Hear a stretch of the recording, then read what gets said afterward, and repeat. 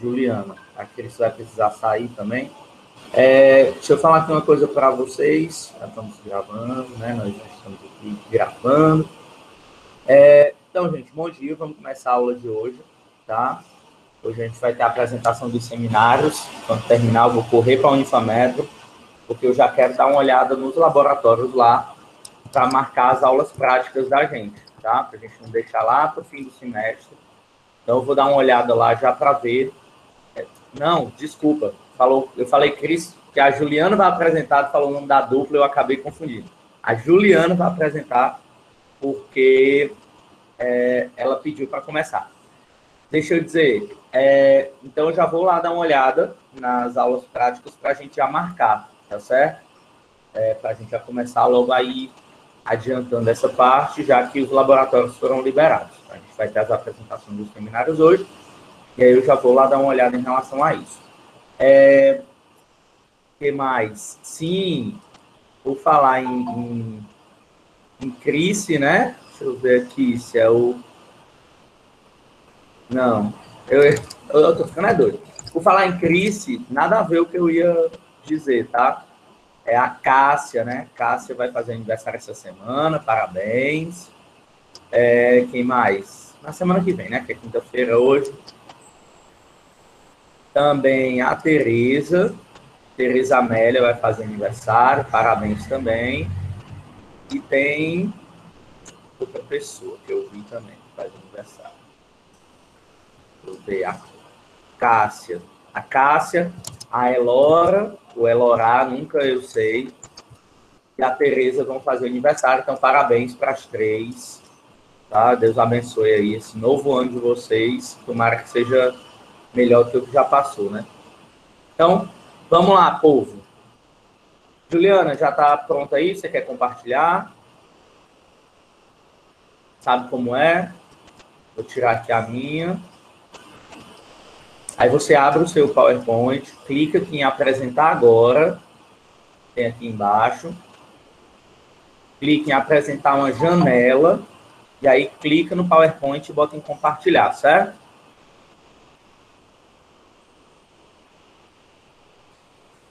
Ver se você consegue aí dar essa compartilhada, senão eu compartilho daqui.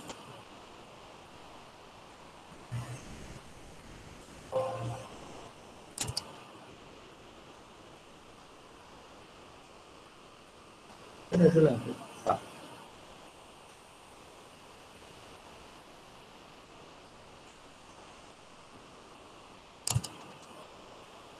Tá certo. Vou abrir aqui o teu.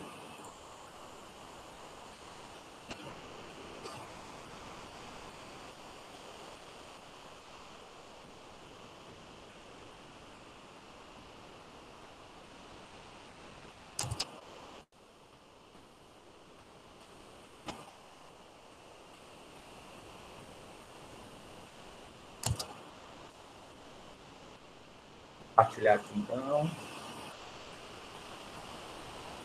Vocês me mandaram o PowerPoint, não foi?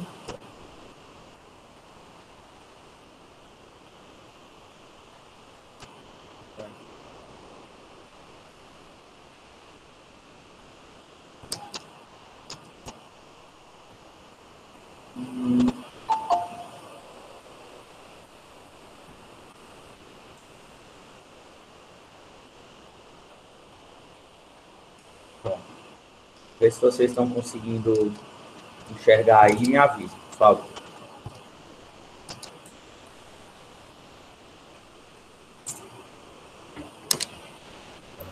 Bom dia, professor. Compartilhando aí? Bom dia, professor. Bom dia, pessoal. Oi, André, bom dia. Meu nome é André. Eu sou aluno do quarto semestre de nutrição. Eu e minha equipe, nós ficamos responsáveis pela bactéria Clostridium botulinum, certo? E eu vou falar um pouco agora sobre as principais características dessa bactéria.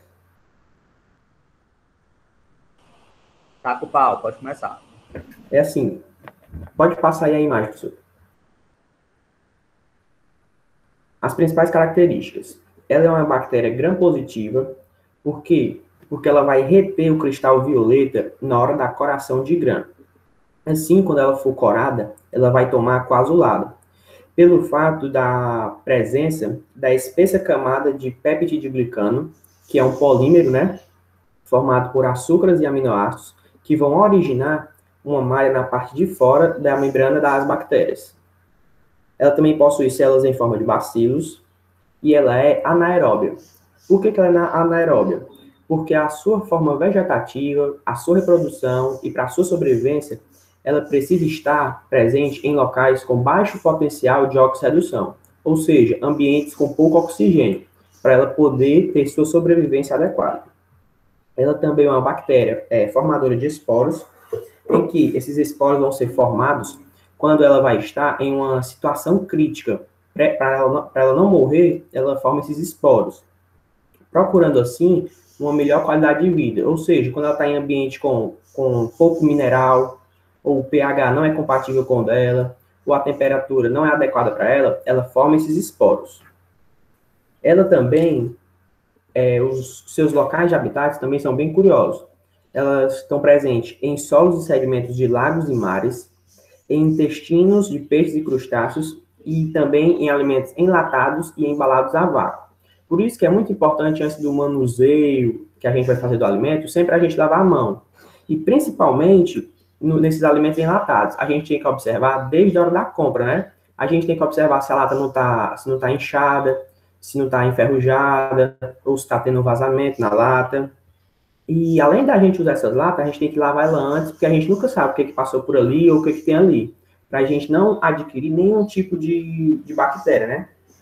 Elas também são responsáveis pela produção das neurotoxinas. Essas neurotoxinas, elas vão produzir as toxinas, que tem vários tipos, como o tipo A, B, C1, C2, D, E, F e G, em que o tipo A, B e E causam mais doenças em homens, e o tipo F é uma toxina mais rara de se acontecer. Já a toxina G é uma toxina associada à morte súbita, ou seja, aquela morte de repente do indivíduo, diferente das outras toxinas, que também são bem letais ao serem absorvidas, né, pelo trato gastrointestinal do indivíduo. Aí, as outras não vão ser associadas à morte súbita, mas vão ser associadas às paralisias musculares no corpo do indivíduo. Ou seja, essas toxinas elas vão percorrer toda a corrente sanguínea do indivíduo até chegar nos nervos. E ao chegar nos nervos, vai ocasionar a paralisação da ação dos neurotransmissores, assim ocasionando as paralisias musculares, né? Aí eu estava estudando sobre o botulismo, sobre o clostridio botulino, e vi uma curiosidade bem legal para poder falar aqui, que eu não sabia disso. Que a palavra botulino deriva do latim botulus, que significa salsicha. Aí eu fiquei me perguntando por que de salsicha e fui atrás de saber. Então, essa palavra significa salsicha porque os primeiros casos de botulismo vieram do alimento salsicha, né? E é isso aí, professor.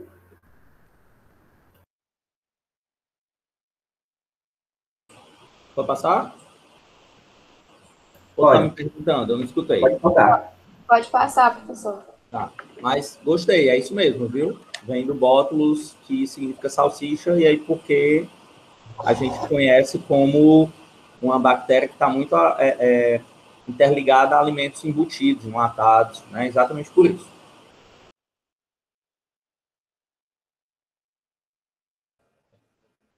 Bom dia. Tá todo mundo me ouvindo? Sim. Estão me ouvindo? Tá. Bom dia. Eu me chamo Cássia, sou aluna do 5º semestre de nutrição. A maioria das minhas disciplinas eu faço à noite.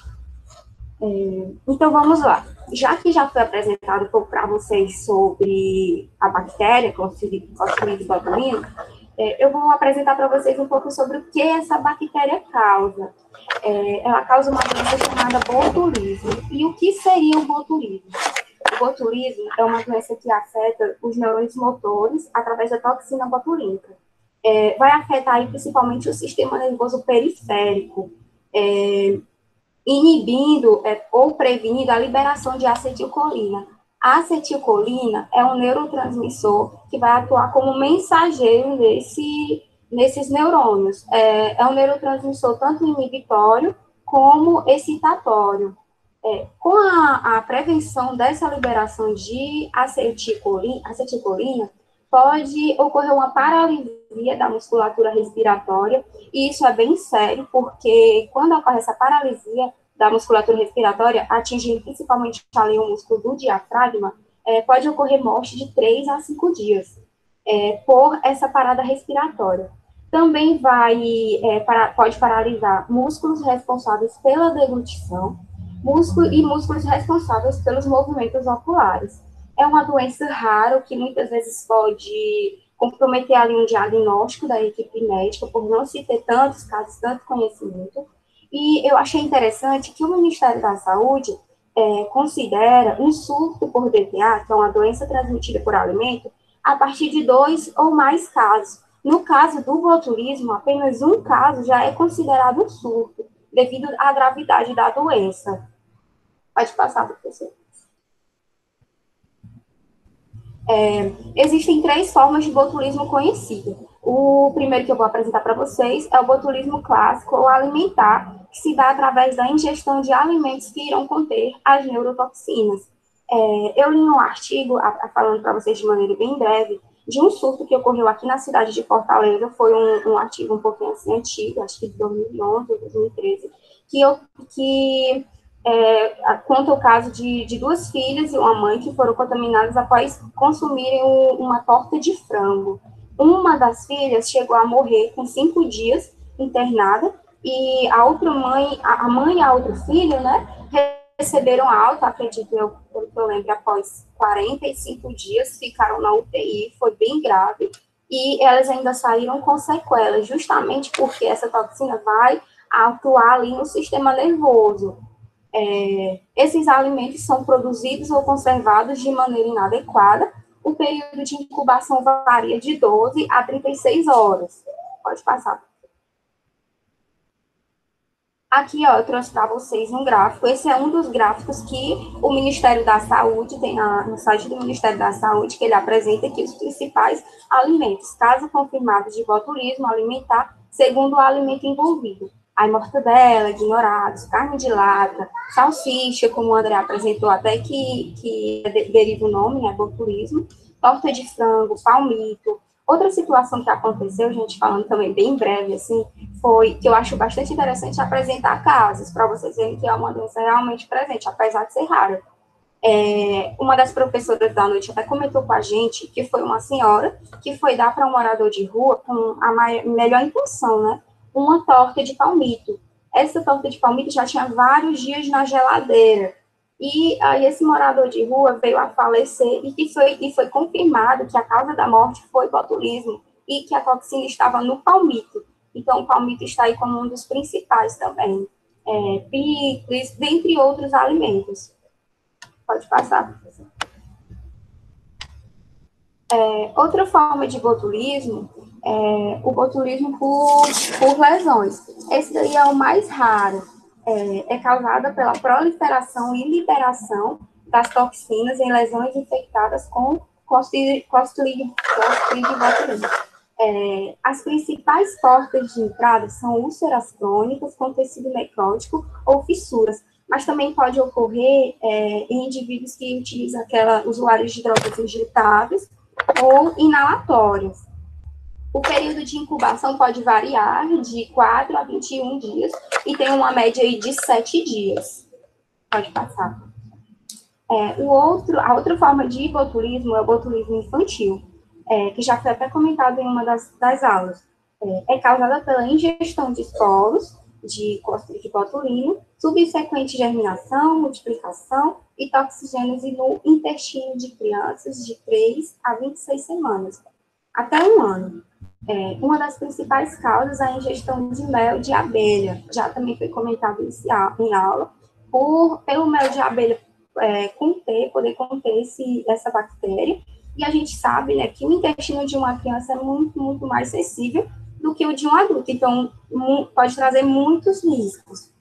Pode ser responsável por cerca de 5% dos casos de morte súbita em lactentes. Porém, esses casos vão ocorrer mais, foi encontrado mais casos na região da Austrália, da Europa.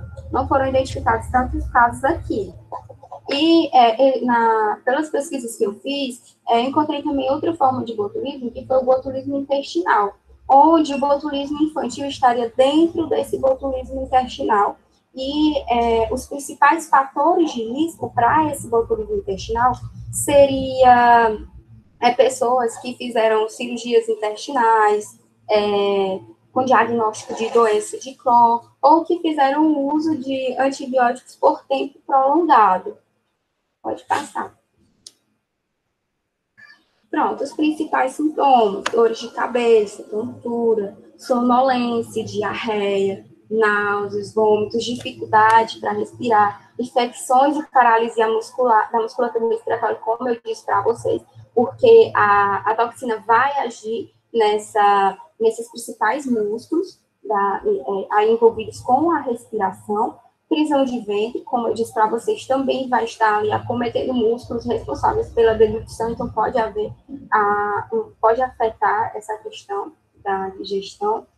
E visão turva, porque, como eu disse para vocês, também vai afetar os músculos responsáveis pelos movimentos oculares. Pode passar, por favor.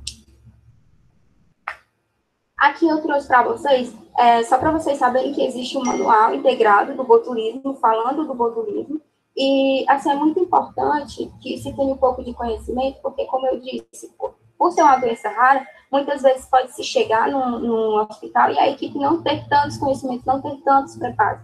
Então, como a gente, que vai também atuar nessa área da saúde, vai estar convivendo com pessoas em hospitais, dependendo da área que você escolher, a gente pode sim ter conhecimentos a mais. E nesse manual tem muitas informações sobre os tipos de botulismo, as características, diagnóstico, tratamento. Acho que são mais de 88 páginas. Então, é muito interessante. É isso, pessoal. Obrigada. Bom dia, eu me chamo Vitória, estou no 4º semestre. Eu vou estar falando um pouco sobre a epidemiologia da doença. Bom, o primeiro relato ele aconteceu lá na Europa, no século XVIII, após uma investigação de um surto que atingiu vários consumidores de salsicha, um tipo de salsicha defumada, como a André falou. E foi investigado que 30 dessas pessoas foram infectadas, 6 delas acabaram vindo a óbito. A primeira descrição desse micro-organismo foi feita lá na Bélgica, no ano de 1897, por Emile Pierre, e ela foi identificada por conta de um surto que aconteceu lá pelo consumo de um presunto. Eu vou comentar sobre uns casos que ocorreram aqui, tanto no Brasil como em outros países, os casos que aconteceram de contaminação. Lá nos Estados Unidos, lá no ano de 2004, teve uma contaminação lá, um surto, num presídio lá da Califórnia, que foi causada por uma bebida artesanal que eles estavam fabricando, que eles pegavam batata e maçã que eles pegavam da alimentação que eles tinham e eles fabricavam uma bebida artesanal com essas batatas que eles guardavam e as maçãs. Os casos lá na França, né, eles são com muito pouca frequência, são muito raros, mas aconteceu um caso lá em 2010, onde 5 pessoas foram contaminadas com sinais bem graves da doença, e uma delas ela acabou vindo a óbito. Lá na República da Geórgia, a maioria dos casos é diferente da maioria dos países que tem envolvimento principalmente com a toxina A, lá é com a toxina B, e são atribuídos principalmente a vegetais em conserva. Na Argentina, aconteceu um caso em 1992 e 2004, entre esses anos. Foram cerca de 41 casos notificados, causados principalmente pelo armazenamento inadequado dos alimentos. Agora eu vou estar falando sobre uns casos que aconteceram aqui no país. Mas primeiro, né, tem um dado aqui de 1999 e 2006, que a coordenação de transmissão hídrica e alimentos, eles tiveram cerca de 32 casos confirmados, sendo que 31 deles eram relacionados a botulismo de origem alimentar, né? Eu li um estudo que eles pegaram várias, pegaram artigos de uma base de dados, né, da Ciel, da PubMed, e ao todo foram 26 artigos para eles produzirem nesse artigo, e eles fizeram uma porcentagem que 54% dos casos que continham nos artigos eram relacionados ao botulismo de origem alimentar. Então, ele é o que é mais prevalente. Bom, o primeiro estado que eu vou estar falando é Minas Gerais, né? Lá aconteceu um surto em 1987, que foi relacionado a uma carne suína, que estava sendo conservada de forma caseira e acabou sendo contaminada. Houve um outro caso também aqui em Fortaleza, em 2006, que uma mulher e as suas 2 filhas ficaram doentes após consumirem uma torta de frango. E uma das filhas dela, de 10 anos, ela acabou tendo o quadro dela agravado e vindo a óbito. E, por último, a gente tem um caso lá na Bahia, envolvendo 2 pessoas que consumiram um tipo de embutido de ouriço. Dessas 2 pessoas, uma acabou falecendo. Então, né, essa doença, ela é bem grave, ela pode levar à morte, e ela é de notificação compulsória desde o dia 25 de janeiro de 2011. É isso.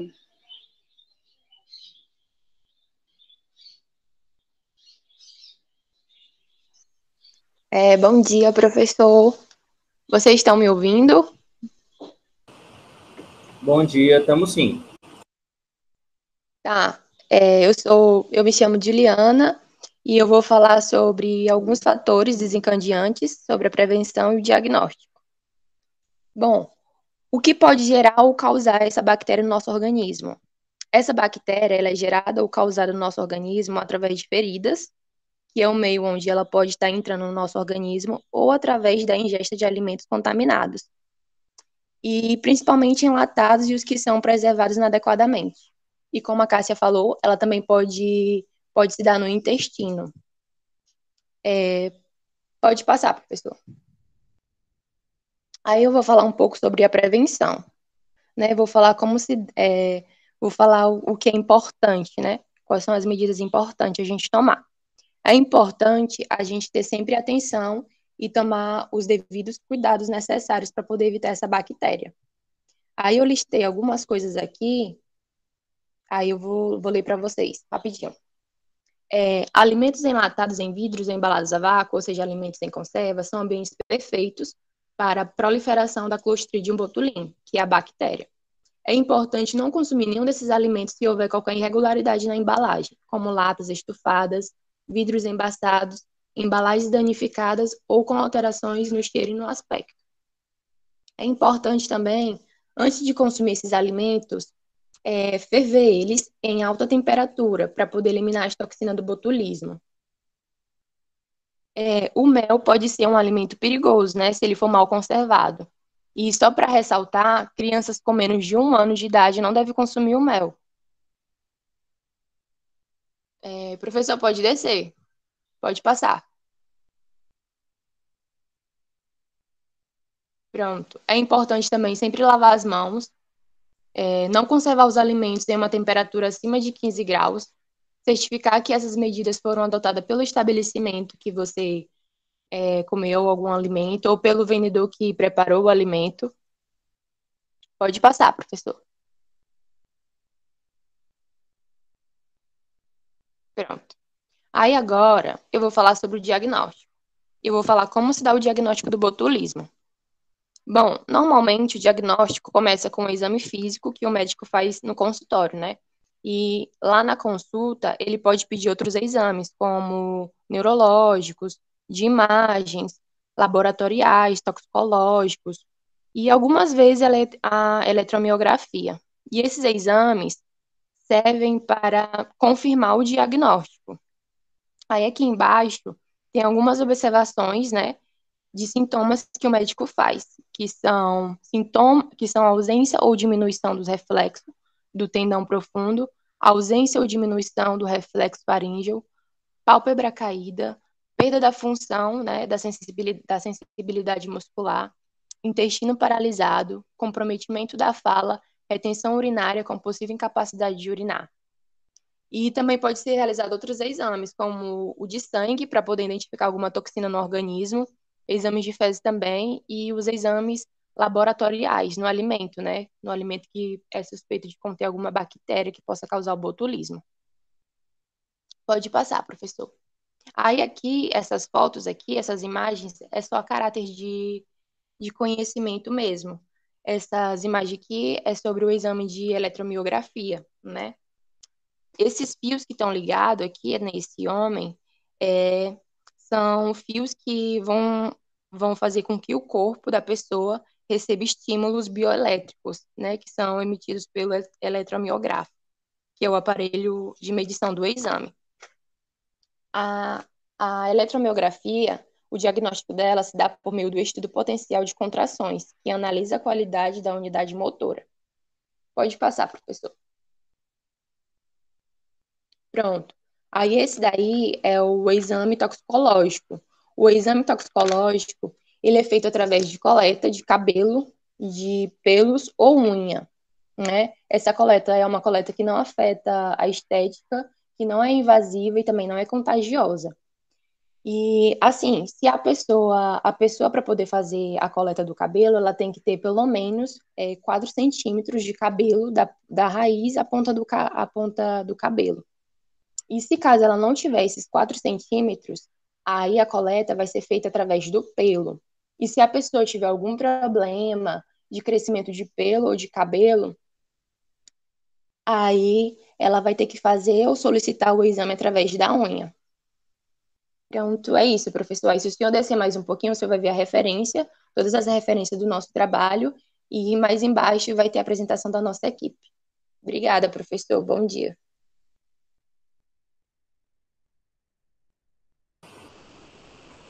Bom dia, pessoal. Eu que agradeço que a equipe, né, o André, Cássia, Carla, Juliana, foi ótimo, tá? Muito, muito bom mesmo. Vocês mostraram que vocês dominaram o assunto, realmente estudaram, né, pelas referências direitinho que a gente tinha falado, tá? Muito bacana. Só uma das dicas que eu vou dar, tá certo? Cuidado quando vocês, aí não sei se realmente aconteceu, né, mas na última parte ficou parecendo, mas aí só um cuidado. Quando às vezes a gente faz a apresentação e a gente divide por partes. Como assim? Então, ficou uma última parte da apresentação que destoou um pouco das outras. Então, por exemplo, sempre que a gente vê... vou mostrar aqui para vocês. Aqui, ela tá de uma forma, tá vendo? Tem mais tópico, tem as setinhas, todas os slides têm figura, tá vendo? Aí quando chega mais para o final da apresentação, aí ele tá mais texto e sem figura, entendeu? Então fica parecendo assim, como se tivesse sido dividido, e aí cada um fez a sua parte. E não é errado. Só que, quando vocês fizerem isso, estabelece uma pessoa para ela pegar aquelas partes do trabalho e fazer uma padronização, entendeu? Então, para não acabar destoando do resto. Agora, a apresentação de vocês ficou muito boa, tá? Essa parte que vocês colocaram, né? Gostei muito da parte do tratamento, do diagnóstico. Aqui, quando vocês falam, só uma correçãozinha, tá? Aqui não é 1 ano, são 2 anos, tá? Então, é menos de 2 anos. De 1 ano a 2 anos, a gente também não não deve fazer a administração de mel para crianças, tá? Só a partir de 2 anos. Gostei muito das dicas que vocês deram relacionadas à epidemiologia, que é para a gente saber onde é que isso acontece, tá? Apesar de que, por exemplo, aqui a gente está falando, né? Fortaleza 2006, interior da Bahia 2002, mas até hoje ainda acontece, tá certo? Ficou muito bacana o manual da vigilância, os sintomas, tá? Esse sintoma aqui é clássico, tá? Clássico de quem está com botulismo, que a gente chama de pitose palpebral, né? Pitose palpebral, vou escrever aqui.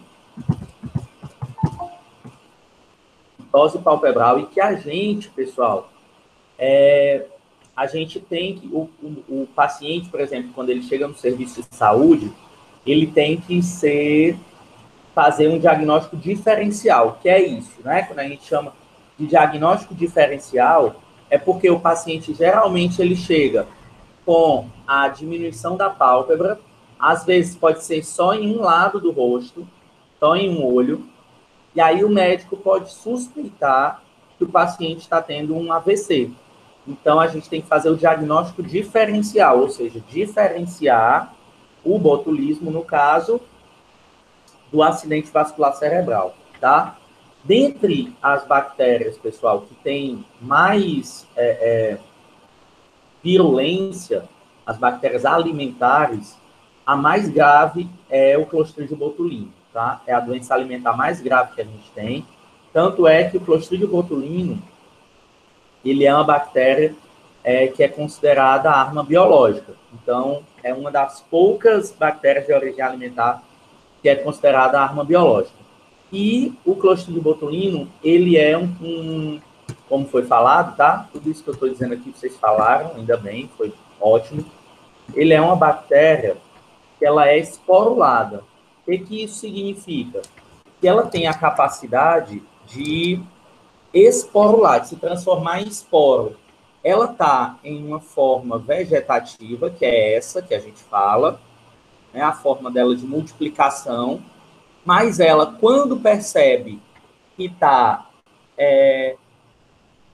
passando por em algum ambiente que é inadequado para ela, ela se transforma em esporo, que é uma forma de vida bem mais resistente.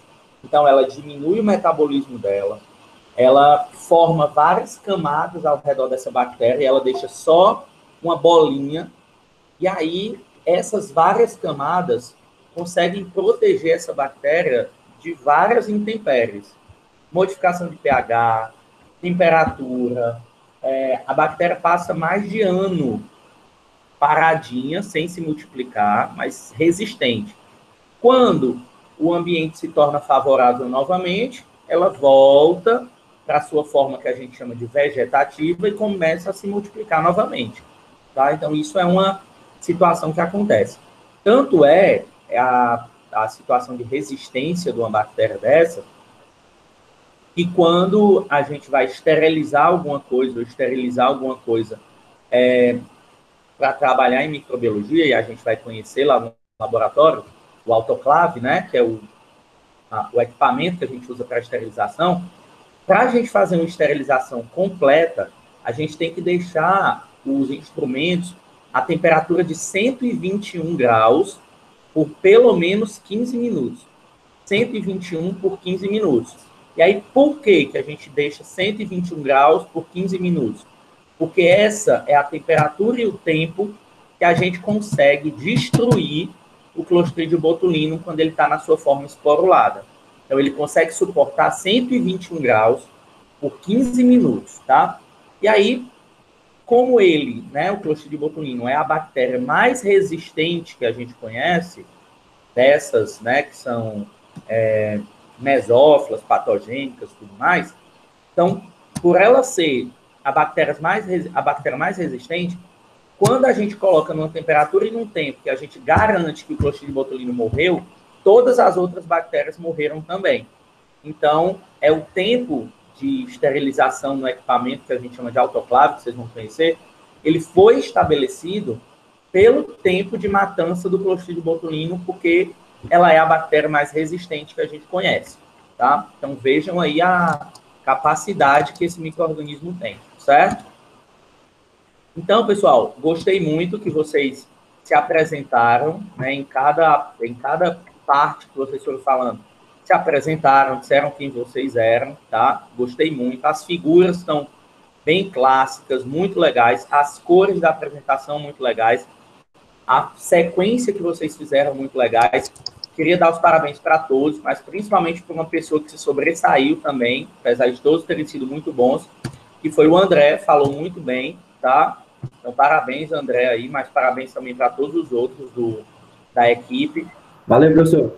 O nome Clostridium botulino, ó, em itálico, né? Ótimo, porque nome do micro-organismo a gente já falou, né? Ele sempre é em itálico. Deixa eu ver o que mais. É isso. Falaram dos 3 tipos de botulismo, geralmente as pessoas não falam, né? Só falam do botulismo alimentar, mas a gente tem o infantil e o por lesão, que acontece também. Aqui, uma boa. Em relação aos sintomas, pessoal, só para a gente deixar aqui claro, o nosso corpo ele tem uma forma de... como é que eu posso dizer? Uma forma de se proteger, tá? De algumas doenças, de algumas coisas. Então, o Clostridium botulino, quando ele entra, né, em contato com a pessoa e que ele começa a causar doença, a gente, na realidade, ingere a toxina, né? Toxina botulínica. E aí, uma curiosidade que vocês podiam ter colocado aí é em relação ao Botox. O Botox, que é a toxina botulínica, ela é proveniente do Clostridium botulino, né? Só que ela é purificada, tá? É uma curiosidade aí, né? Para falar. A toxina botulínica, ela é uma toxina purificada que vem do Clostridium botulino, por isso que a gente utiliza, né, como Botox, porque ela tem uma capacidade de relaxamento muscular. Então, essa parte aqui, que inclusive eu vou botar bem aqui, né, ela relaxa a musculatura, ó, e sai, tá vendo? O pé de galinha, sei lá qual é o nome disso aqui. Tá vendo? Aí a pessoa coloca o Botox. Por quê? Porque a toxina botulínica, ela tem a capacidade de modificar a musculatura. Então, ela age na musculatura. Ela age na musculatura relaxando essa musculatura. Então, quando vai relaxando essa musculatura, vai tendo paralisia. E aí, a primeira coisa que começa a ser paralisada é a musculatura esquelética. Então, a gente não mexe mais os braços, essa musculatura do rosto começa a ficar flácida, né? E aí a gente não mexe mais, a pálpebra cai, e depois a gente vai começando a ter a gravidade da situação aumentando. Por exemplo, a pessoa começa a não conseguir mais deglutir, não conseguir mais engolir, não conseguir mais, o intestino, né, para, tá? Porque os movimentos peristálticos param.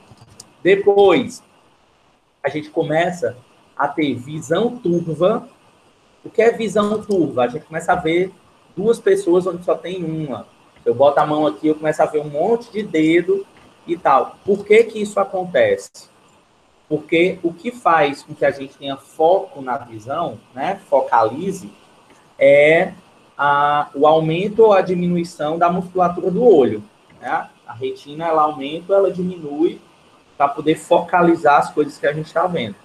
Como ele dá paralisia muscular, ele dá paralisia também na musculatura ocular.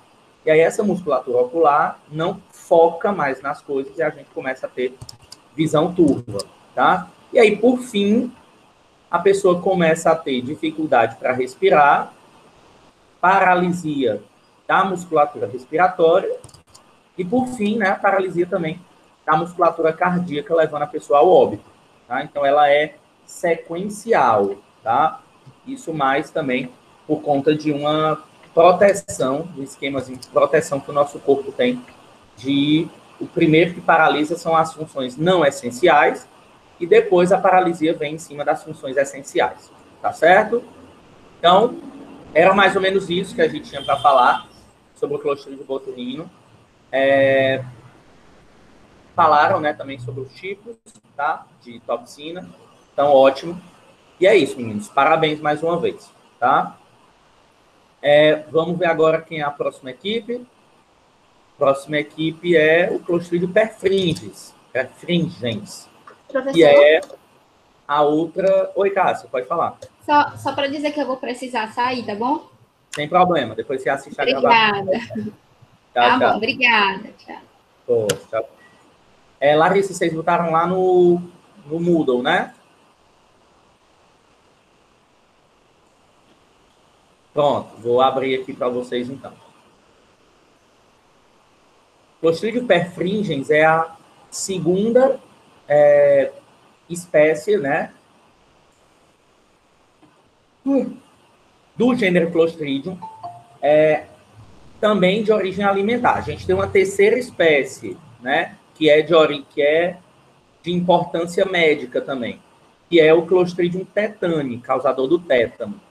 Só que o Clostridium botulinum e o Clostridium perfringens são de origem alimentar. O Clostridium tetani não é de origem alimentar. E tem uma diferença, pessoal, que é importante da gente conhecer, que, por exemplo, o Clostridium botulinum, ele é uma bactéria que causa paralisia flácida, como a gente diz, tá? Então, ele é causador de paralisia flácida, ou seja, a musculatura fica toda paralisada por conta que ela relaxa. O Clostridium tetani, que é o do causador do tétano, ele dá uma paralisia, mas ele é uma paralisia que a gente chama de paralisia rígida. A pessoa ela fica toda dura, enrijecida, tá? Por conta da toxina tetânica, tá bom? Então, mesmo sendo da mesma espécie, ela tem uma diferença aí em relação a essa paralisia. O de vocês é... Estou procurando aqui. Livro é hoje, deixa eu baixar. Então, tá aqui.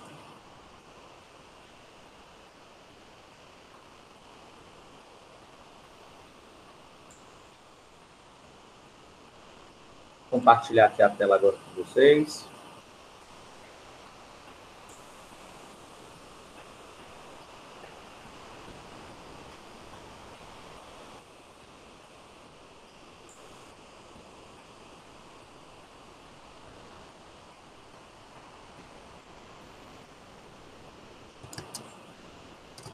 Bom.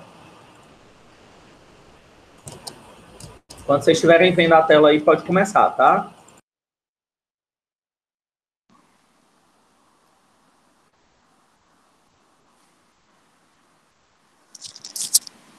Bom dia, gente. Tá dando para escutar?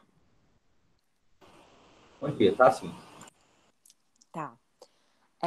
Eu me chamo Vitória, sou do terceiro semestre e a minha dupla de hoje é a Larissa, né? A gente vai falar um pouco sobre o Clostridium perfringens. Então, ela é uma bactéria gram-positiva. Professor, pode passar o slide. Esqueci. Ela é uma bactéria gram-positiva. Para quem não sabe, são bactérias que obtêm uma coloração através da técnica gram, né? Anaeróbica, ou seja, ela não depende do oxigênio, porém ela tolera a exposição ao ar. Tem a forma de bastonete e é formado de esporos. E uma das características mais importantes dessa bactéria é a sua capacidade de multiplicação em altas temperaturas, situando-se a ideal entre 37 a 45 graus Celsius. Ela também apresenta 5 tipos de AAE classificados de acordo com as exotoxinas produzidas. E os tipos A, C e D são patogênicos para humanos, enquanto que os animais são vulneráveis aos tipos B, C, D e E. E também, possivelmente, ao tipo A. Pode passar, professor. Bom, as principais fontes de contaminação estão amplamente distribuídas na natureza, podendo estar na água, como está aí, no solo, dejetos sólidos e também locais possíveis de contaminação fecal humana ou animal, em função de sua ocorrência frequente no intestino humano e de animais. Pode passar, professor.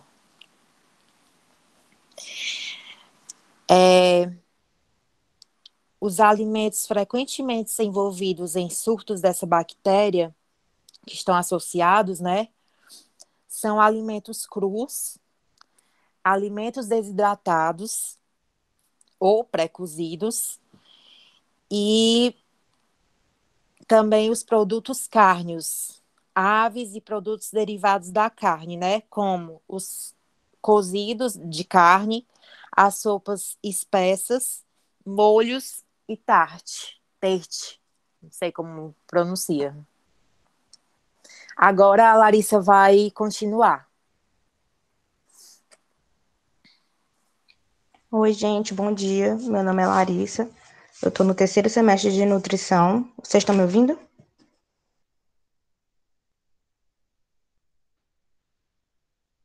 Estão me ouvindo?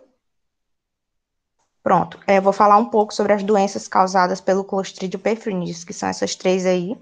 Eu vou explicar um pouco sobre elas. A toxinfecção alimentar, ela é a mais comum, sendo a sexta DTA causada por bactérias mais prevalentes no Brasil e no mundo. E também ela é a segunda mais prevalente nos Estados Unidos.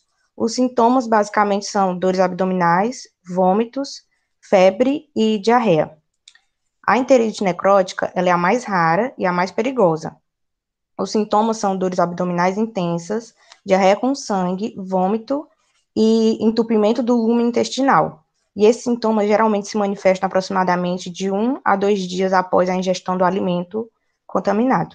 Já a gangrena gasosa, ela é a doença causada pelo micro-organismo que não possui relação com o alimento contaminado. Ela ocorre de uma infecção muscular causada pelo Clostridium perfringens, que acontece em locais traumatizados ou em feridas feridas cirúrgicas abertas recentes. E ela se inicia rapidamente e pode ser grave. Aí eu botei aqui a fotinha, a primeira foto sobre a enterite necrótica e a segunda a gangrena gasosa. Pode passar, professor. O controle e o tratamento seria basicamente o cozimento completo dos alimentos, a higienização frequente das mãos e utensílios usados na manipulação dos alimentos e a refrigeração rápida após o cozimento dos alimentos que não vão ser consumidos imediatamente. E para o tratamento das patologias mais graves, como a enterite e a gangrena, o tratamento seria um combinado de antibióticos e intervenções cirúrgicas para a remoção ou amputação do tecido ou membro necrosado. Pode passar. Nesse último slide, nós trouxemos algumas notícias sobre infecções causadas pelo Clostridium perfringens. A primeira notícia foi um surto que ocorreu na Noruega, em 2012, onde 111 membros do clube de natação ficaram hospedados em um hotel, e 43 deles apresentaram diarreia, dor abdominal e náuseas. E aí a segurança alimentar fez uma inspeção na cozinha do hotel, e os resultados indicaram que os hóspedes foram infectados por Clostridium perfringens em um guisado de carne que teve controle de temperatura inadequado durante o preparo. Outra notícia é essa dos cachorrinhos, que também foi na Noruega. 200 animais foram infectados e 26 morreram. E aí eles apresentavam sintomas como vômitos e diarreia com sangue. E aí foi feita uma autópsia em 10 cães, e revelaram que em cada caso havia uma infecção intestinal grave causada pelo Clostridium perfringens. E aí os médicos veterinários acham que pode ter sido de alguma ração específica que eles tenham comido. E a terceira notícia foi em fevereiro desse ano, no Japão, onde 162 crianças tiveram intoxicação alimentar por conta de uma merenda escolar. Algumas crianças fizeram teste e foi detectado o micro-organismo em algumas delas. E aí uma investigação foi realizada por um centro de saúde pública e descobriram que o cozimento de verduras que as crianças comeram foi preparado um dia anterior do dia que elas comeram. E aí que pode ser possivelmente a causa da intoxicação alimentar. E aí eu deixei aqui os links para depois, se alguém tiver interesse, quiser olhar. Acho que o professor deixa salvo os slides. E é isso. Obrigada pela atenção, gente.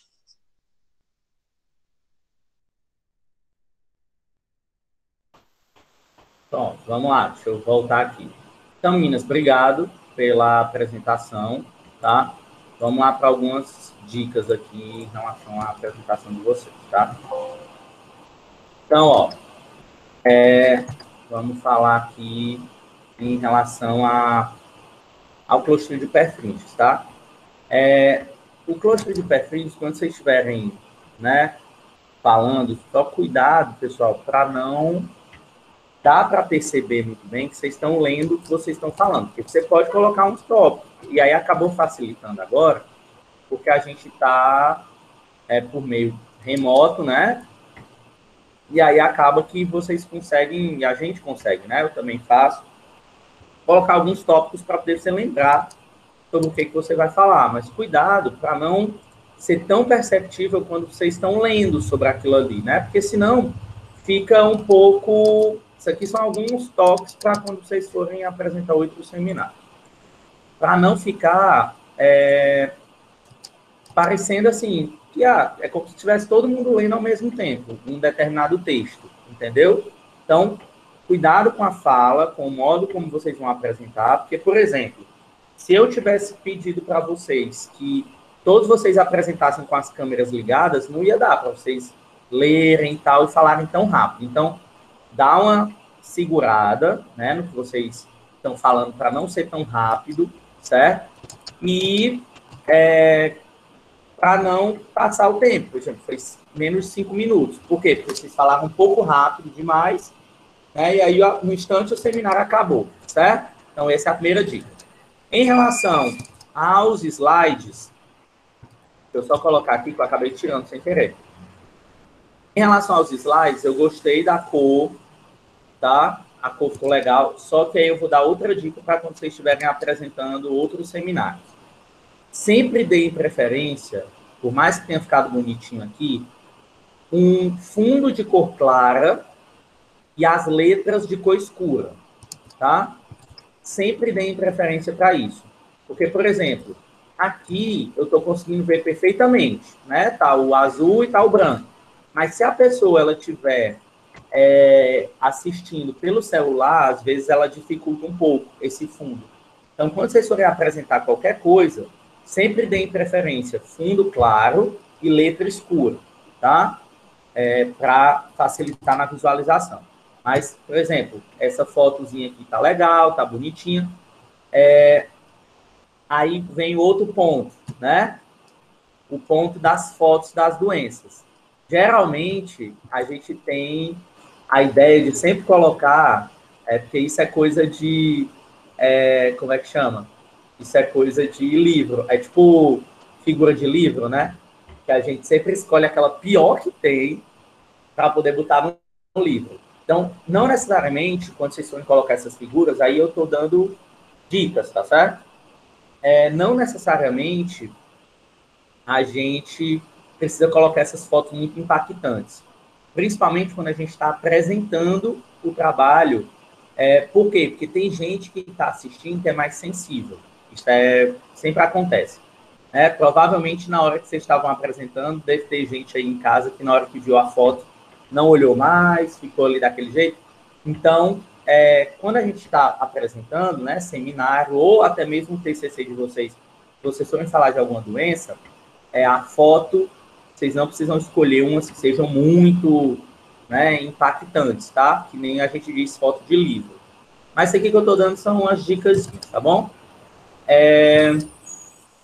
Deixa eu ver aqui o que mais.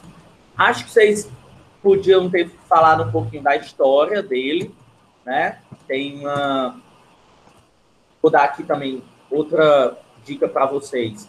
Quando eu passo, por exemplo, um micro-organismo desse para vocês, ou uma doença, vocês podem encontrar na internet facilmente, pode botar no Google Acadêmico, tá? Vou escrever até o site aqui para vocês. Esse site aí que eu escrevi para vocês, ó, scholar.google.com.br, ele é o Google Acadêmico. Ele é como se fosse um Google mesmo, só que ele só mostra artigos científicos, capítulos de livro. Então, quando você coloca, por exemplo, o nome do seu micro-organismo lá, tentem procurar, por exemplo, uma revisão de literatura sobre ele. Porque nas revisões de literatura, eles falam praticamente tudo, sabe? E aí facilita para vocês na hora de pegar as informações, entendeu? Vou mostrar aqui para vocês um exemplo, ó, que eu encontrei aqui do Clostridium perfringens. Olha que legal.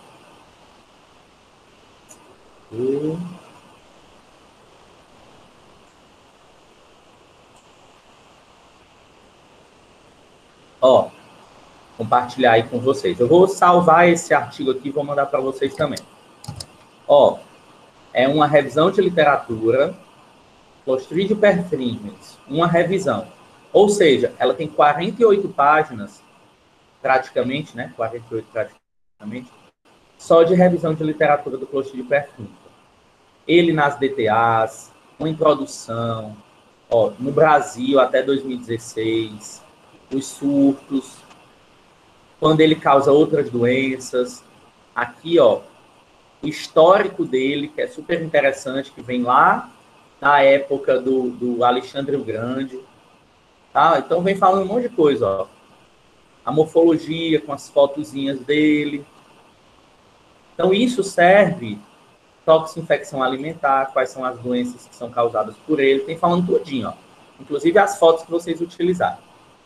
E provavelmente, né, pelo que eu estou vendo aqui, eu acho que vocês pegaram desse artigo aqui, talvez, que são as mesmas fotos. Ó, falando como é que ele é, o micro-organismo vem, não alimenta, é ingerido. Então, assim, fica a dica para quando vocês forem falar sobre isso, se vocês acharem esses artigos de revisão, fica muito bom, tá? É uma fonte de pesquisa muito boa para vocês conseguirem apresentar, tá certo? E aí a Vitória foi nesse artigo, né? Pois é, eu estava dando uma olhada aqui, ele é muito bom. E aí a Vitória e a Larissa foram só vocês duas, então, que fizeram, né? Vitória e Larissa. Tá, ok. No seminário dos meninos aí do Clostridium botulinum, todo mundo que estava na equipe participou. Aqui, deixa eu ver. Foi, apresentaram aqui. Eu vi aqui, tem um nome aqui dos quatro. Sim, tá. Né? Beleza. Ok. Tudo bem, pessoal? Então, é isso, né? Do Clostridium perfringens. Realmente ele não tem muita coisa, não. São aquelas, dentre a classe, o clássico dos clássicos é o Clostridium botulinum, tá? E aí a gente vai... Obrigado, meninas, Vitória e Larissa, né? Acabaram que foi só vocês duas que fizeram, então dificultou um pouquinho, mas estamos aí para ajudar, tá certo? Fica as dicas aí para vocês e para os outros que apresentaram. Parabéns pelas apresentações, tá?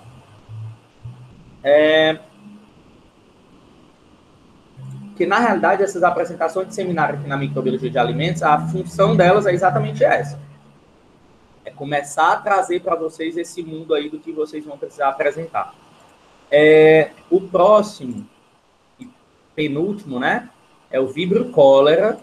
Olha, tem aí uma... Como é que chama? Tem uma responsabilidade. Vibrio cholera é muito legal. Gosto muito de falar sobre ele. Deixa eu dar uma olhada aqui, que eu já baixei. Querem que eu... Meninos aí do Vibrio cholera, quer que eu compartilhe aqui ou vocês compartilham? A Sara, ai meu Deus. Tá certo, eu vou compartilhar aqui. Vamos lá.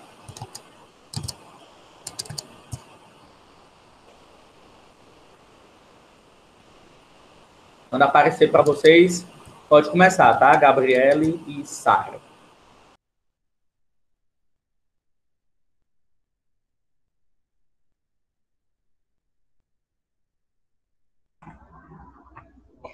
Oi, pessoal, bom dia. Meu nome é Sara e junto com a Gabriele, nós vamos falar sobre o víbrio cólera. Mas eu queria dar só um aviso antes, porque aqui no vizinho está tendo uma obra, então pode ser que, de repente, faça um barulhinho chato, tá? Mas vamos lá, pode passar, professor.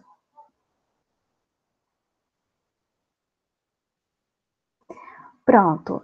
Primeiro, conhecendo um pouco o gênero víbrio. Ele pertence à família Vibrionácea. Nessa família existem várias espécies de víbrio e 12 delas são patogênicas ao homem. E entre essas 12, 3 são mais preocupantes quando se trata de infecção humana, que são o víbrio cólera, que é o que a gente vai falar hoje, o víbrio parahemolíticos e o víbrio vuníficos. Eles também têm a característica de serem naturais do ambiente marinho e estuário. Esse ambiente estuário é onde existe a transição da água do mar com a água doce do rio, e também são considerados patógenos facultativos. Pode passar. Agora falando das características do víbrio cólera. Ele possui o formato de bacilo, ligeiramente curvo, possui somente um flagelo, e esse flagelo dá a ele a capacidade de ser extremamente móvel em meio líquido. Na coloração de Gram, ele é negativo, o que nos diz que ele possui uma parede celular mais complexa. Eles são anaeróbios facultativos, ou seja, a presença ou não de oxigênio não interfere no seu crescimento. Ele apresenta fímbrias, que é uma estrutura responsável por aderir a bactéria ao epitélio intestinal. E também ele se multiplica bem em temperatura entre 20 e 40 graus Celsius e também pH entre 6,5 e 9. E aí, ao lado, a gente tem duas imagens, né? A primeira mostrando melhor a morfologia do víbrio cólera, o seu formato de bacilo e também sua curvatura. E abaixo, a gente tem uma microscopia óptica que mostra, né, evidencia ainda mais a presença do flagelo. Pode passar. Bom, e como o próprio nome já diz, o víbrio cólera é o agente causador da cólera, que é uma das doenças gastrointestinais mais severas. E aí a gente tem imagem, né, de pessoas acometidas pela cólera, o seu estado debilitante, né, devido à desidratação, e um dos principais causadores, né, da transmissão da cólera, que é a água. Pode passar. E o que é cólera? Segundo o Ministério da Saúde, a cólera é uma doença infecciosa intestinal aguda que pode se apresentar de 3 formas. A primeira é sintomática, quando a pessoa é contaminada e mesmo assim não apresenta nenhum tipo de sintoma, e mesmo não apresentando nenhum sintoma, ela tem a capacidade de transmitir a cólera para outras pessoas. Tem a forma mais branda, que causa diarreia leve, e a forma grave, onde tem diarreia aquosa e abundante, com ou sem a presença de vômitos, dor abdominal e câimbras. O período que ela leva para causar os primeiros sintomas depende de pessoa para pessoa, pode demorar horas ou até 5 dias, mas na maioria dos casos, esse tempo é de 2 a 3 dias. E também o período de transmissão ocorre enquanto a pessoa estiver eliminando a bactéria nas fezes, inclusive ela dura alguns dias após a cura. Então, para a medida de segurança, foi estabelecido 20 dias como padrão. Pode passar. E como ocorre a transmissão?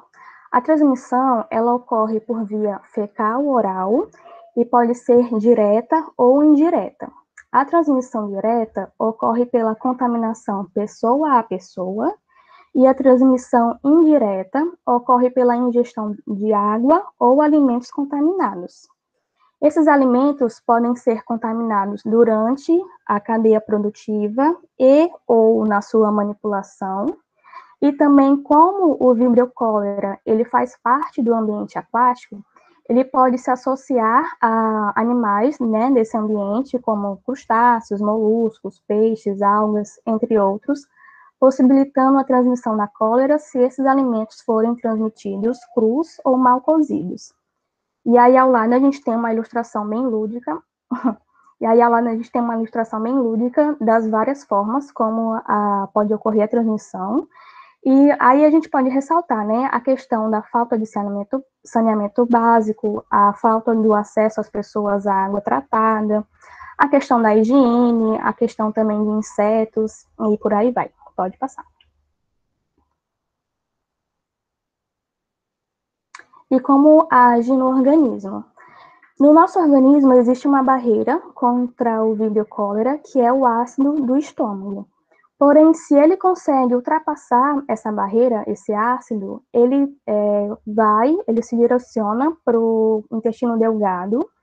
Lá ele cresce, ele se adere e cresce e produz uma exotoxina chamada toxina colérica, e é essa toxina que vai causar os sintomas da cólera. Ela induz as células do hospedeiro a secretarem água e eletrólitos, principalmente o potássio, e é essa secreção de água que causa a chamada fezes água de arroz, como a gente pode ver abaixo, né? Que ela tem esse nome devido à sua aparência, e também é bastante aquosa, contendo massas de muco intestinal e células epiteliais. Pode passar. E os sintomas da cólera. A cólera em si, ela tem 3 sintomas: a diarreia, náuseas e vômitos. Porém, devido à grande perda de líquidos, outros sintomas também podem surgir. Aí, citando alguns, a gente tem a pele seca e enrugada, a pressão arterial baixa, arritmia cardíaca, letargia, e também a perda excessiva de minerais no sangue pode causar câimbras e choque. Esse choque que fala é quando o volume de sangue está tão baixo que provoca a queda da pressão arterial e também diminui a quantidade de oxigênio, o que pode levar a pessoa à morte em questão de minutos. E aí, ao lado, a gente tem uma imagem, né, ilustrativa de antigamente, dos tempos que a cólera fazia um maior desastre no mundo, e a informação, né, de que cerca de 12 a 20 litros de líquidos podem ser perdidos em um dia por uma pessoa que esteja com cólera. Pode passar.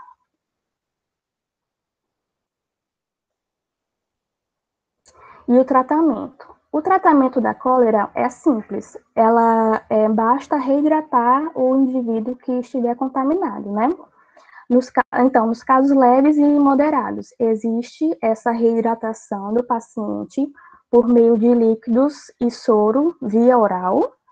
E nos casos mais graves, onde tem uma excessiva desidratação, a gente se faz a administração de fluidos endovenosos, e associado a ele pode ser aplicados também antibióticos que ajudam a diminuir a duração da diarreia, reduz o volume de fluidos necessário para reidratar o paciente e encurta o período de excreção da bactéria. Pode passar. E aí, um fato interessante e importante que a gente achou, que é a questão do tratamento. Nos casos não tratados de cólera, podem apresentar uma mortalidade de cerca de 50%, enquanto que com o tratamento adequado, normalmente essa mortalidade seja inferior a 1%. Pode passar.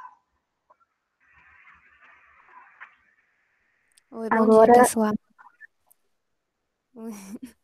Bom dia, pessoal. Bom dia, professor Felipe. Meu nome é Gabriele e eu vou falar um pouco sobre a vacina, a prevenção e a história da cólera. Bom, a vacina, ela é indicada apenas para a população que mora na região que ocorre esse surto de cólera e a cólera é endêmica. E também para turistas que desejam visitar ou fazer algumas ações humanitárias nessas regiões.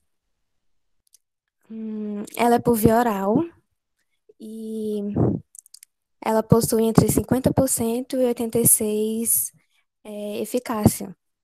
E a proteção, ela acontece após 7 dias na vacina. Ela não possui efeitos colaterais, mas alguns casos pode ocorrer da pessoa ter dor de cabeça, diarreia e algumas dores abdominais. Ela é indicada para crianças a partir de 2 anos e adultos. Pode passar, professor. Bom, e a prevenção? A prevenção, ela pode ocorrer de lavar as mãos, sempre com água e sabão quando sair do banheiro e quando for sair, quando você chegar em casa, lavar as mãos antes das refeições. Também a ingestão, ter cuidado à ingestão de alimentos mal cozidos ou crus, tentar evitar, e ingerir água mineral, consumir alimentos que estejam em temperatura normal e não consumir alimentos com a temperatura ambiente por mais de 2 horas. Lavar, descascar verduras, frutas, legumes, e poder deixar numa solução com hipoclorito de sódio, que ajuda no combate dessa bactéria. Pode passar, professor. Bom, surto de cólera.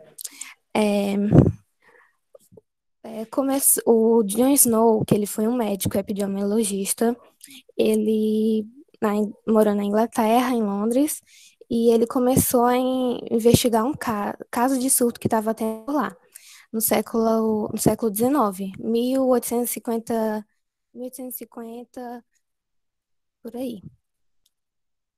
Ele acreditava que esse surto as pessoas contraíram por causa de alguma coisa contaminada que era ingerido, não por alguma coisa no ar ou de pessoa para pessoa. Então ele começou a investigar uma bomba de água que muitas pessoas estavam morrendo próximas a essa bomba e ele achou interessante e foi pesquisar o que era. Aí, depois de um tempo, descobriram que havia uma fossa perto de um poço, do poço que abastecia essa bomba de água. Por isso que muitas pessoas estavam sendo contaminadas por causa de fezes que estavam sendo nessa água. Então, a hipótese dele era que a transmissão não ocorria apenas pela ingestão da água contaminada, mas sim pela água contaminada por alguma coisa, que no caso era a bactéria Vibrio cholera. Pode passar, professor. Ela afetou vários países do mundo todo. No Iêmen, desde 2016 até hoje ainda enfrenta esse surto de cólera. Aí países da África, do Sudeste Asiático, como na Indonésia, Europa, e como aqui tem na foto, o Moçambique registrou casos após o ciclone, e no Haiti também começou a surgir casos após um terremoto. Pode passar, professor.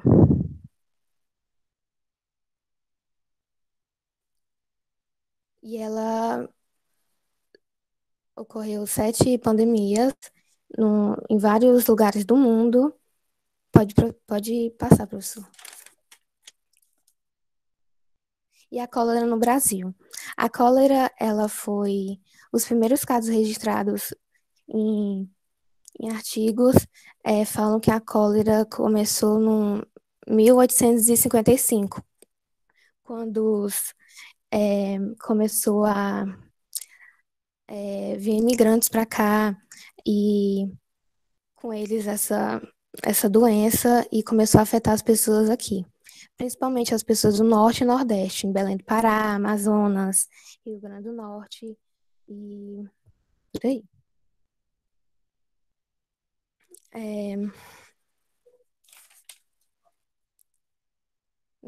Depois ela voltou de novo em 1991 e atingiu também a região Norte e Nordeste, são as mais atingidas, que os primeiros casos também foram no Amazonas, na região Tabatinga e no Belém do Pará. Aí depois começou, em 1993, começou a atingir as regiões do Sul-Sudeste. E 2002, 2003 depois que foram tratadas as pessoas com esse caso e saneamento básico. Por isso, não há casos mais registrados. Pode passar, professor.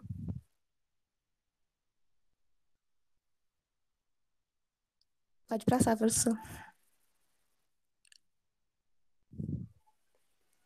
Alô? Professor, pode passar. Pronto. E aqui tem outros referências que a gente fez esse nosso trabalho e, de acordo com a Unicef, crianças com menos de 5 anos, elas têm 20 vezes mais probabilidade de morrer de doenças de diarreia, ligado à falta de água, saneamento básico, higiene, do que morrer por violência. É isso. Obrigada. Obrigado, meninas. Gabriela e Sara, muito obrigado. Como eu disse, né, vocês se assustaram aí, mas não precisavam ter se assustado, não, tá? Eu gosto muito de falar sobre a cólera porque é algo que está muito intrínseco na gente, tá? E aí ficou faltando uma coisinha de comentar com mais afinco em relação à cólera, tá? Que vocês colocaram as capas aqui, ó, das duas, né? Mas podia ter falado mais um pouquinho. O que acontece? Por que eu estou dizendo que a gente gosta de falar sobre a cólera? Porque, pessoal, a cólera está ligada diretamente na história daqui do Ceará, principalmente na história de Fortaleza, tá? A gente aqui no Ceará, a gente já teve pelo menos, contando, né, na história do Ceará, cerca de 9 epidemias de cólera. Tá? Então, essas epidemias sempre, né, elas vêm aparecendo aí desde que o mundo é mundo aqui no Ceará, tá? Então, só para vocês terem ideia, a gente só aqui no Ceará já teve quase 10 mil óbitos por conta da cólera nessas epidemias que a gente já teve, tá? E aí, pessoal, nessa última, de 92, a gente teve um monte também.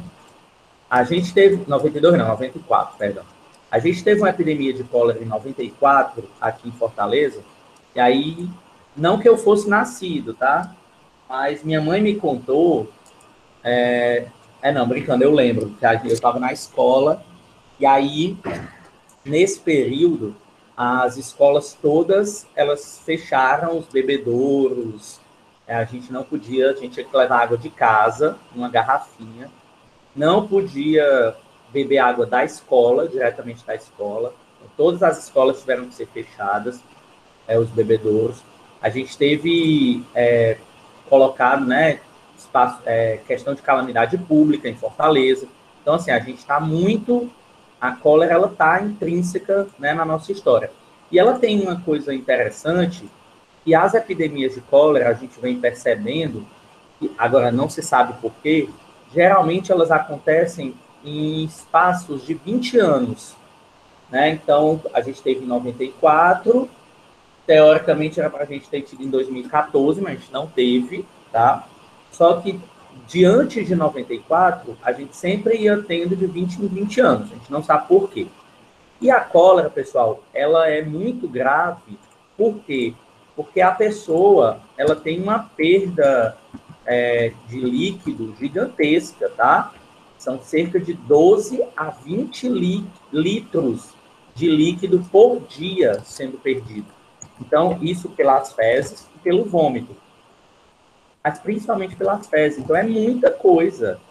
Tá? A gente está falando aí de quase 20 quilos, né? Só de líquido aí sendo perdido, tá? Então, ela tem essa questão de uma forte desidratação. Uma das características principais é a diarreia, como a gente chama, como água de arroz, porque ela é esbranquiçada. Então, é clássico da cólera, tá? E, além disso, como foi falado aqui, ó, a gente tem surtos, principalmente em países em desenvolvimento. Hoje, no Haiti, essa reportagem é de 2010. Ainda hoje, a gente tem o Haiti sofrendo com a epidemia de cólera. E a Organização Mundial de Saúde acha, tá, que essa epidemia, que o micro-organismo, né, o Vibrio cólera, foi levado para o Haiti, pessoal, pela própria força da ONU. Então, como vocês sabem, desde que teve, né, o terremoto lá no Haiti, forças da ONU estão lá no Haiti ajudando, inclusive o Brasil estava até pouco tempo atrás. E aí o que acontece? Alguns soldados saíram do Nepal e foram, né, pela ONU, lá para o Haiti para ajudar, né, na segurança do país, na reconstrução. O Nepal, obviamente, nega, mas a Organização Mundial de Saúde diz que provavelmente foram soldados lá do Nepal que levaram o micro-organismo para o Haiti. E aí, de que forma? Lá no Haiti, tem a capital, Porto Príncipe, né, que é a maior cidade do Haiti, ela é cortada por um rio. E aí, esse rio nasce no meio da ilha, né? O Haiti é uma ilha. Então, ele nasce no meio da ilha e ele vem descendo e deságua na capital. Porto Príncipe é onde ele deságua no mar. E aí, as tropas do Nepal, elas ficaram... a base onde elas fizeram, né? O pessoal dormia e tal, não ficava na capital, ficava mais acima, na beira do rio. E aí os soldados começaram a defecar naquela região, no rio, na encosta do rio e tal. E as fezes com micro-organismo desceram pelo rio. E a água do rio ela é utilizada pela população da cidade, né? De Porto Príncipe, que é a capital. E a partir daí, o surto e a epidemia de cólera lá no Haiti se instalou completamente. O Nepal nega, mas vários estudos demonstram que realmente foram esses soldados nepaleses que levaram, né, a cólera lá para o Haiti, e ela persiste até hoje. Até hoje eles sofrem surtos de cólera que acontecem principalmente em países em desenvolvimento por conta que ela é uma clássica doença de origem de transmissão alimentar, né, e por água, por conta de más condições de higiene, más condições sanitárias, principalmente. A gente precisa focar no saneamento básico para a gente combater a cólera, porque ela é classicamente transmitida por fezes que foram colocadas na água, onde as pessoas bebem e aí acabam se contaminando, tá? Então, isso é uma clássica característica da cólera. Tá? A cólera é uma doença gravíssima e que tem fácil transmissão pela água, tá bom? Então, meninas, parabéns pela apresentação de vocês, ok? Foi ótimo. Só uma dica, né? Tentem colocar, às vezes, menos texto nos slides e mais esqueminhas. Tinha parte do slide que tinha uns esqueminhas, figuras, gostei das figuras, mas tentem colocar um pouquinho mais de tópicos em vez de texto, tá bom? Isso facilita a leitura da gente, certo? E aí tem agora a última equipe, que são duas 2 micro-organismos aí que os meninos vão falar. A equipe já está aí?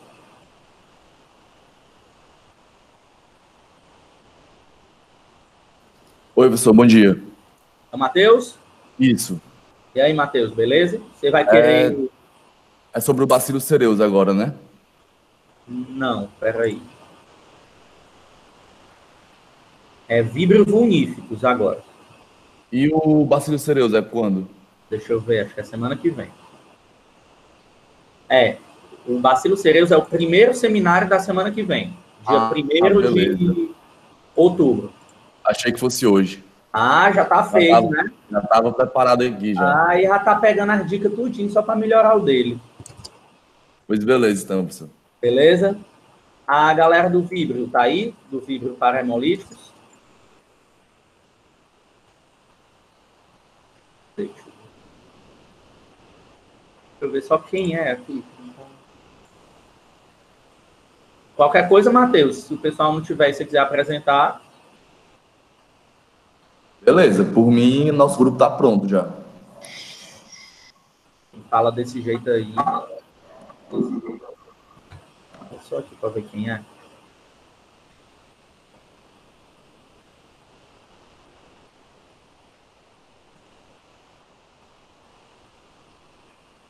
Rapidinho aí.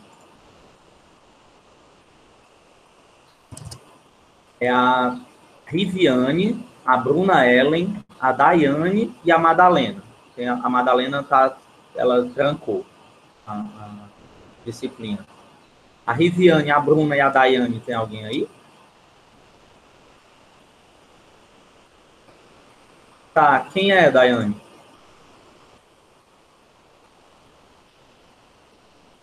É a Madalena, é? Porque ela trancou aqui. Pelo Moodle, eu estou vendo que ela saiu da disciplina.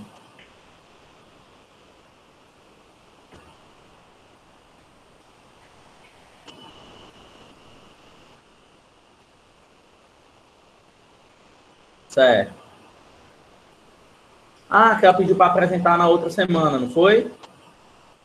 Ela tinha alguma coisa para fazer, alguma coisa assim? Ótimo. Então, pronto, tá? A gente troca. Não tem problema, não. Pode ser, Matheus? Então... Pode sim. Quer apresentar ou eu pego a apresentação por aqui?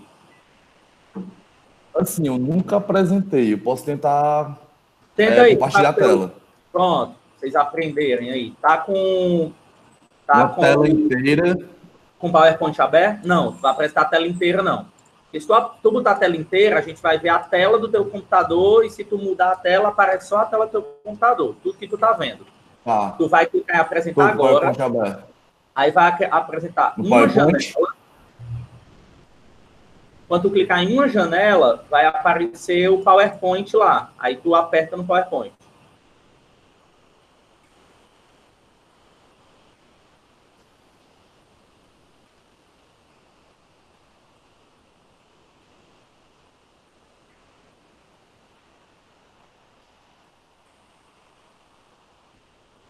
Vê se tu consegue. Se não conseguir, não tem problema não.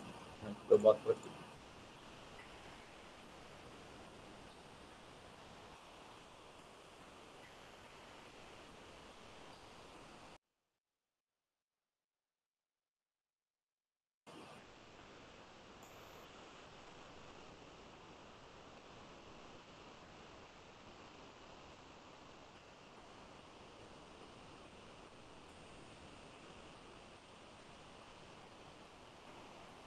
Professor. Oi, Vicente. Oi, Carol. O senhor pode transmitir o slide porque a internet dele caiu. Posso sim. Pronto. Só um momento. Vou só pegar aqui. Eu tinha salvo o outro de hoje. Deixa eu ver.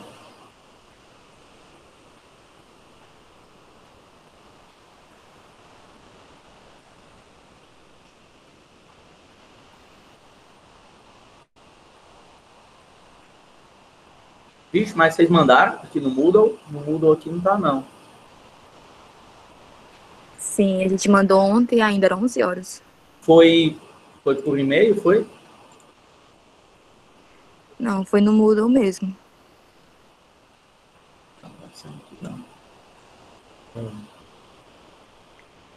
Vou verificar aqui, só um momento. Tá, dá uma olhada aí, por favor. Agora, deixa eu ver aqui.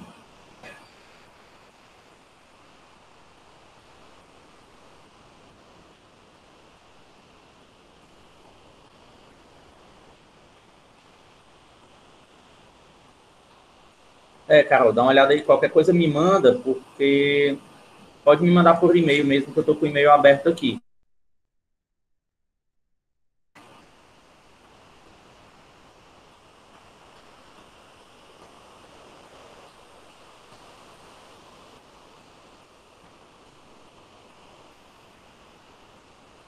Voltou? Voltou? Me ouvindo? Oi, Matheus, pode falar. Pronto, vou apresentar agora. Aqui minha internet caiu, eu tive que vir na casa do meu primo para... Tranquilo, tranquilo. Sim, como é? Apresentar a tela inteira, uma janela? Não, vai apertar uma janela. Uma Você janela. apresentar a janela. Aí tu vai clicar em apresentar a janela. Pronto, aqui apareceu o PowerPoint. Apareceu? Apareceu. Ó. Tem como eu acompanhar, não? Como é? Tem como eu acompanhar o PowerPoint ou... Não, aí tu não fica aqui nessa tela vendo a gente. Tu fica só lá. Eu vou para... Beleza. Tá? Vai mudando por lá. Pronto, me chamo Matheus Melgaço. Sou aluno de nutrição do quinto semestre. Tá me ouvindo? Estamos sim, pode falar. Pronto, vamos apresentar um seminário sobre o Bacillus cereus. Vamos lá. Olá, turma. Me chamo BC, mais conhecido como Bacillus cereus. Sou uma bactéria e sou gram-positiva. Espera aí, professor, só um minutinho. Eu vou reiniciar porque é um roteiro, tá bom? Olá, turma. Me chamo BC, mais conhecido como Bacillus cereus. Sou uma bactéria e antes de vir para cá, passei por uma técnica que se chama coloração de Gram e deu positivo. Isso explica a minha cor violeta. Eu pertenço à família Bacilliaceae.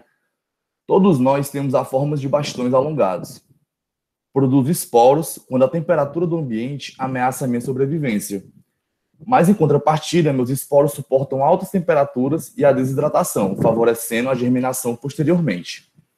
Também sou uma bactéria anaeróbica facultativa. Cresço na presença ou na ausência de oxigênio.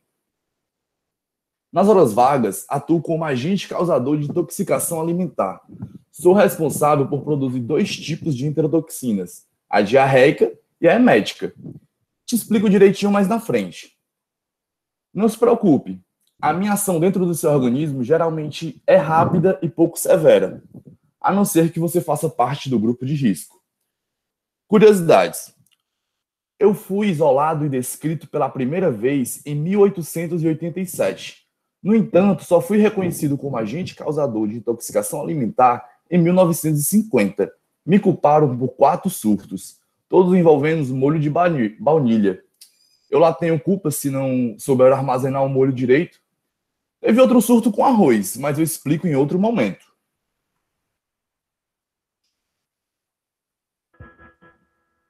Bom dia, professor. Meu nome é Vicente. Sou do 3º semestre de nutrição. O senhor está me ouvindo?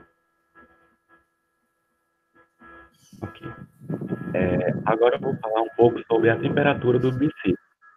Ele tem a capacidade de crescer em temperaturas bem baixas, sabe? Em torno mais ou menos de 5 graus. E a capacidade de germinação em altas temperaturas, em torno de 50, mais ou menos.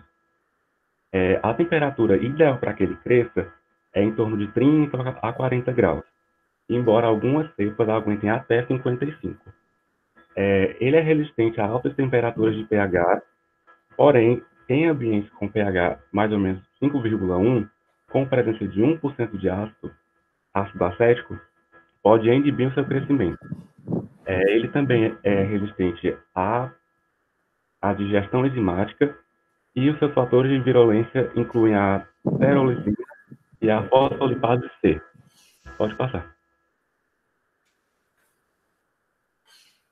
Então, essa foto aí, ó, tá vendo minha família? Olha, todo mundo reunido nessa foto. Esse dia foi o Natal lá do professor Felipe. A mesa estava farta de alimentos frescos.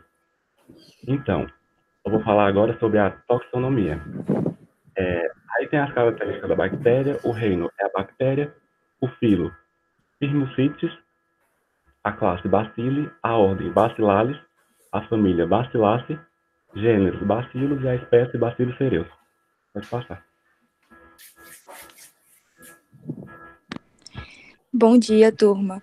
Eu me chamo Caroline, sou do terceiro semestre do curso de nutrição.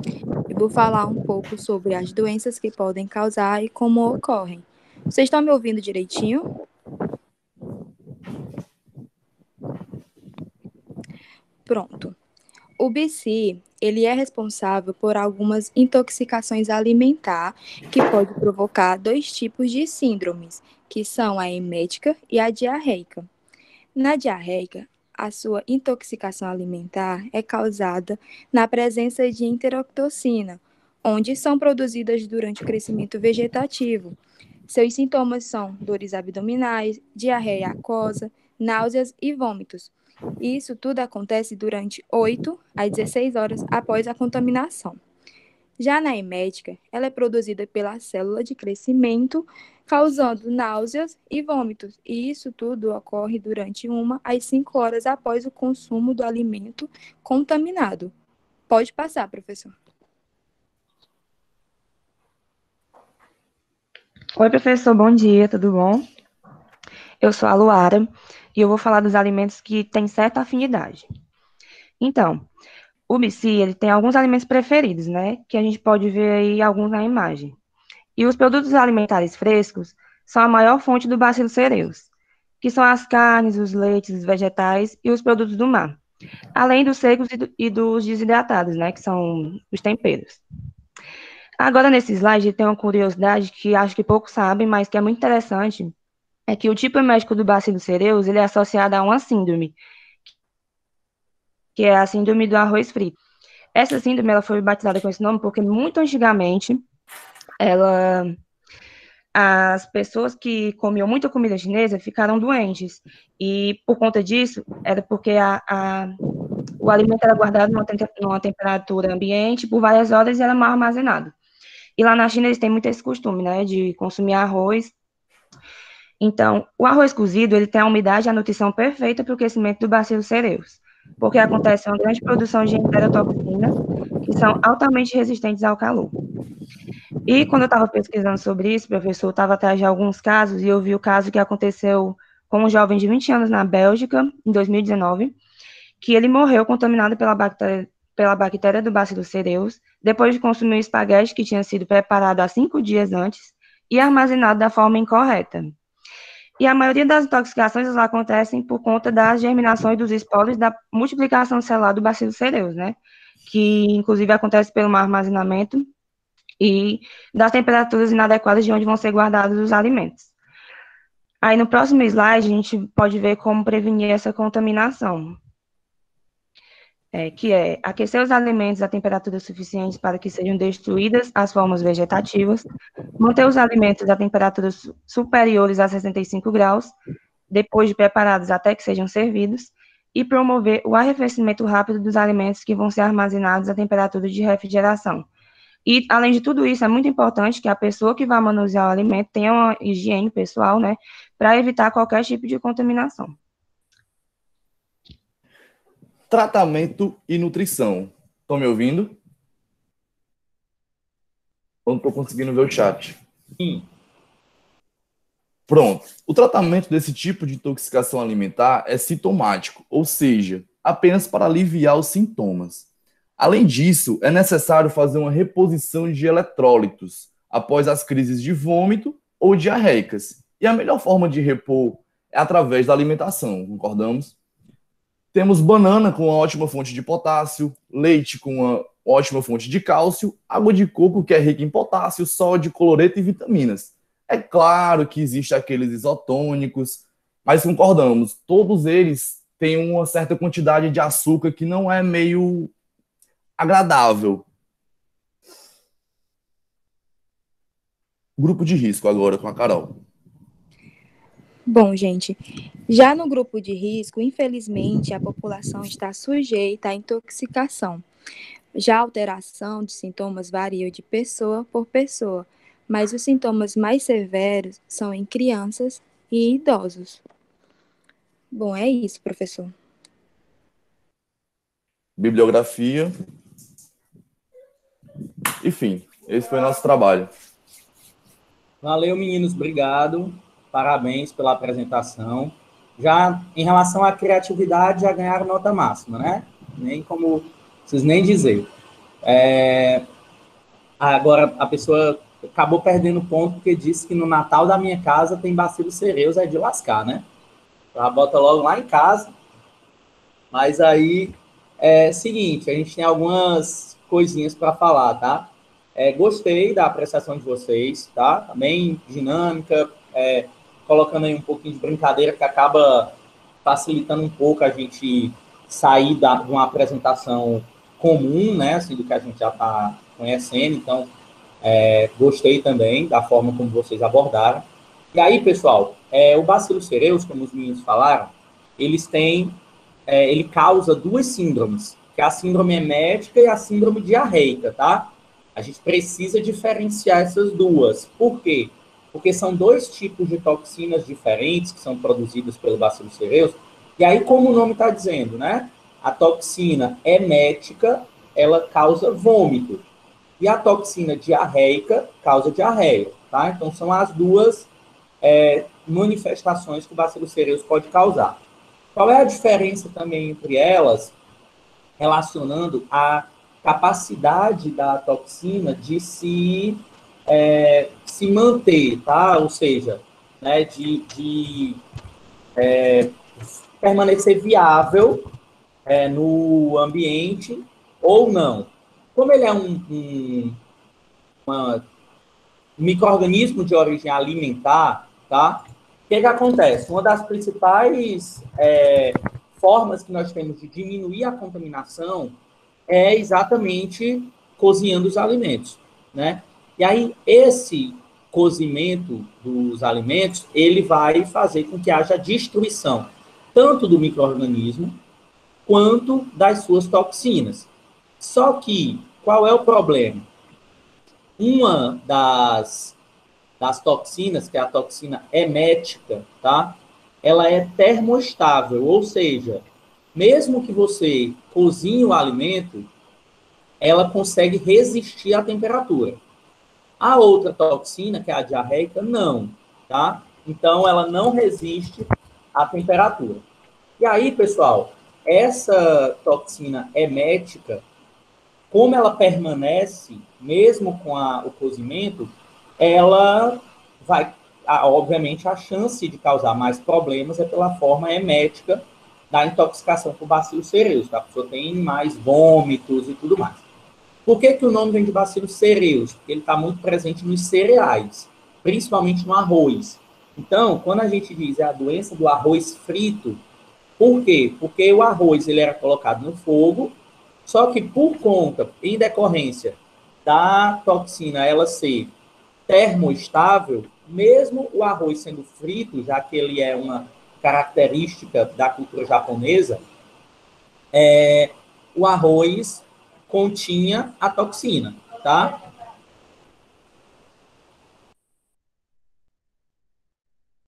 Aí ele continha a toxina. Então, mesmo frito, tinha. Aqui em Fortaleza, não sei se vocês lembram, vocês são muito novos, mas lá nas bandas aí de 2000, do ano 2000, 2001, mais ou menos, começou a aparecer aqui em Fortaleza a cultura do Brasil, na realidade. A cultura do sushi. E aí as pessoas começaram a consumir muito sushi e tal, e aí estamos até hoje viciados, né?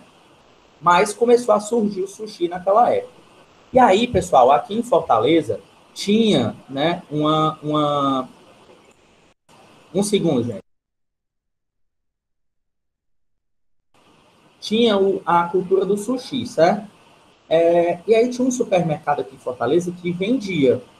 Era clássico, todo mundo ia para lá para comer sushi nesse supermercado, porque foi um dos primeiros que apareceram aqui. E aí o que acontece? Por conta de situações deficientes de higiene, né, já que o sushi possui o arroz é um alimento que está muito relacionado a intoxicações por bacilos cereus, teve um surto aqui em Fortaleza de bacilos cereus por conta do sushi desse supermercado. Tanto é que esse supermercado parou de vender sushi, não vende mais, hoje em dia, né? Mas foi causado pelo bacilo cereus em um alimento que a gente estava começando a ter, né, aqui no estado, no Brasil e tal, e que as pessoas estavam começando a consumir, tá? E aí esse surto apareceu e foi por bacilos cereus, tá? Então era vômito, diarreia, as pessoas ficaram mal mesmo. Agora, como os meninos falaram, o tratamento ele é sintomático. É diferente do Clostridium botulino no tratamento do botulismo, que a gente tem que dar o soro, né? O soro contra a toxina botulínica. Né? O soro que eu estou dizendo não é soro caseiro, soro de reidratação, não. É um soro antibotulínico, tá? Já no bacilo cereus e nas outras infecções, a gente faz o tratamento sintomático com reidratação oral. Na cólera, reidratação oral severa, tá? E na cólera, na realidade, você não faz reidratação oral, você faz reidratação venosa.